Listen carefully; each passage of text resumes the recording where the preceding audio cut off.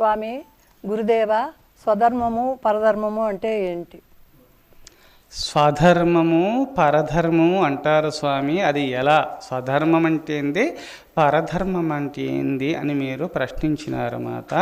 స్వధర్మము పరధర్మము అంటే ఏమి? భగవద్గీతలో భగవంతుడు భగవద్గీతలో 3వ అధ్యాయమునందు 35వ శ్లోకమునందు చెప్పి ఉన్నారు భగవంతుడు. స్వధర్మే నిధనం శ్రేయ పరధర్మో భయావహ.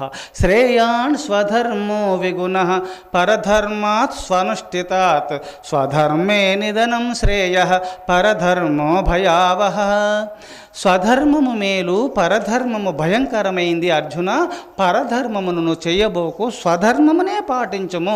స్వధర్మ మార్గంలో మరణించిన మేలే, పరధర్మము భయంకరమైనటువంటిది.